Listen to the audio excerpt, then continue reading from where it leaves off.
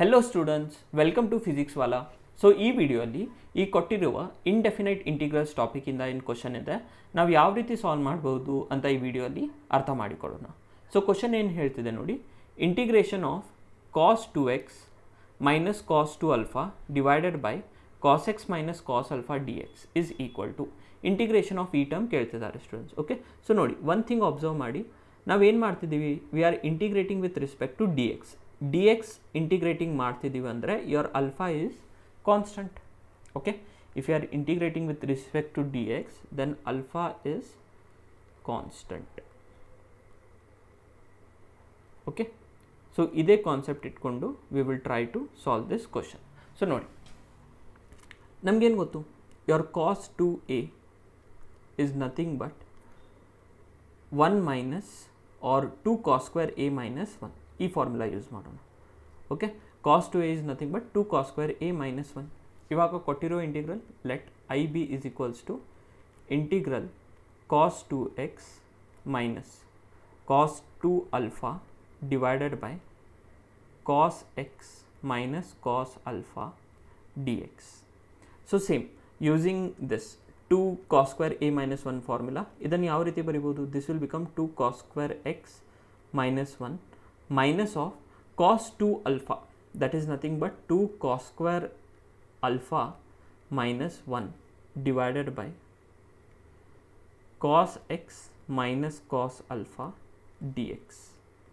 Okay, so ಆ ಕೇಸಲ್ಲಿ ಏನಾಗುತ್ತೆ, i is equals to integration of 2 cos square x minus 1 minus 2 cos square alpha minus of minus plus 1 divided by cos x minus cos alpha dx. Okay, so plus 1 minus 1 will get cancelled. Now what I will do, I will take 2 outside, 2 common tagondre outside it will be nothing but cos square x minus cos square alpha divided by cos x minus cos alpha dx.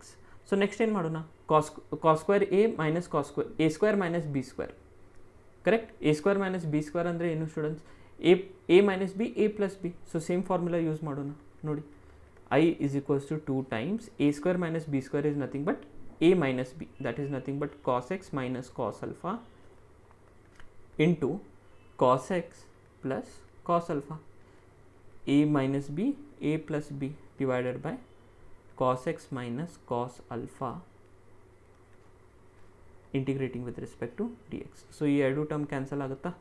So therefore what we will have finally, I is equals to 2 times integration of cos x plus cos alpha dx.